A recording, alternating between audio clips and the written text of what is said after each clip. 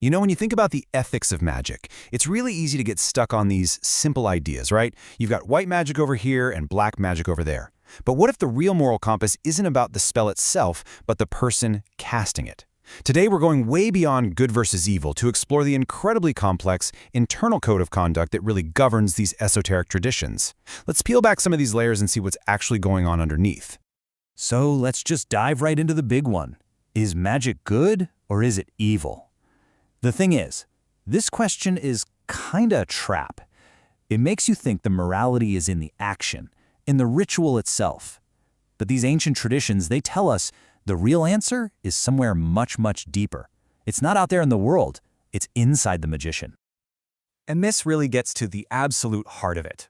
The morality of any magical act, it's not about the final result, whether it's a spell for healing or a curse. No, it's all about the internal state, the spiritual purity, and ultimately the source of the will that's driving the magic in the first place. Okay, so here's our game plan for today. We're going to start by moving beyond those simple good and evil labels. Then we'll get into the core conflict between what's known as high and low magic. From there, we'll check out the cosmic map these systems operate on, dig into the nature of magical will, and finally, see how the magician themselves becomes the ultimate ethical test. Right, so let's start by officially leaving good and evil behind. In these esoteric systems, an action isn't just judged by what it does. It's judged by its alignment with the entire cosmos, the real intent behind it, and the spiritual purity of the person doing it. So think of it less like a simple rulebook and more like a complex metaphysical calculus. Now this brings us to a huge central tension in all of ceremonial magic. It's the split between high magic, also called theurgy, and low magic, which is known as goetia. And this isn't just a simple matter of good spells versus bad spells. Oh no, this is a clash between two fundamentally different ambitions, methods, and worldviews. And the contrast here is it's stark.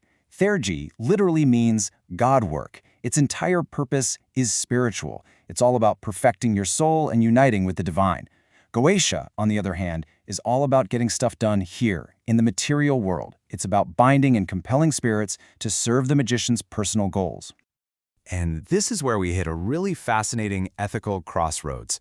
See, each of these paths has its own profound moral danger. For the theurgist, the big risk is hubris, that ancient Greek warning about the arrogance of trying to become a god. But for the goetic magician, the risk is the tyranny of spiritual slavery. So, which is worse? Honestly, the traditions themselves are still wrestling with that question.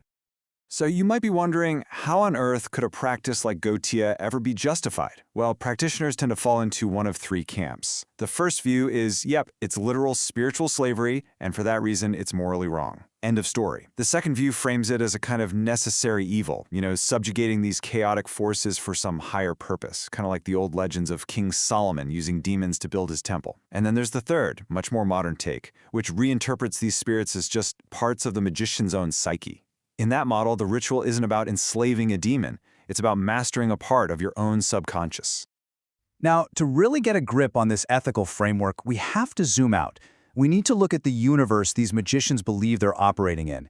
And that brings us to the Kabbalistic map of good and evil, which is based on this truly epic creation story. Okay, so in Lurianic Kabbalah, the story goes something like this. First, to even make space for the universe, God has to contract inward. This is called Tzimtzum.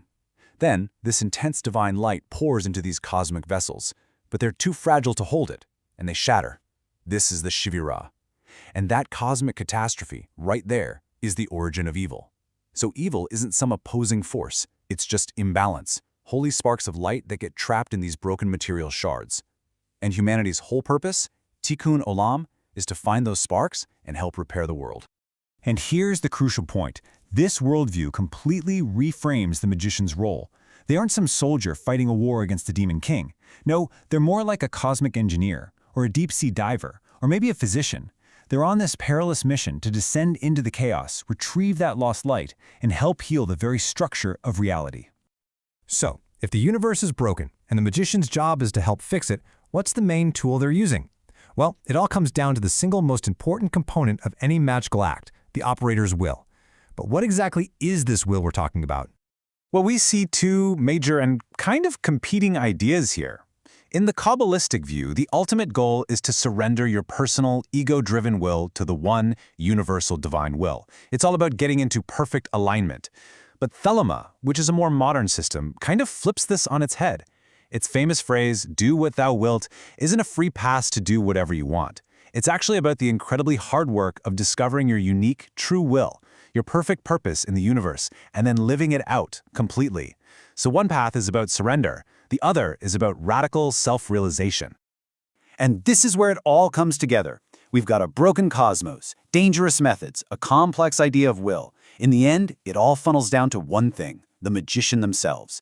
They become the final test, the crucible where any given act becomes either holy or profane. Kabbalistic psychology actually gives us a fantastic model for this internal fight.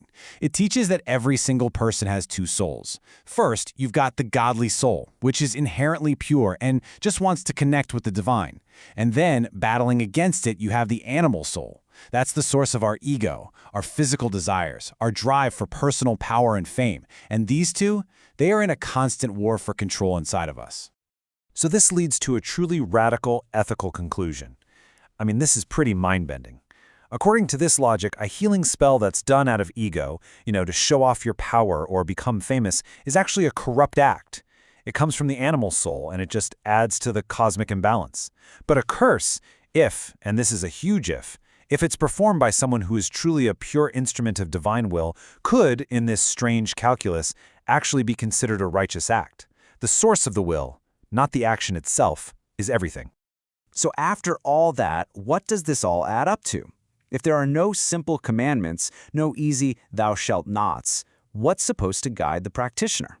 Well, it turns out there is a coherent internal code of conduct that starts to emerge from all these principles. So, what does this metaphysical code actually look like?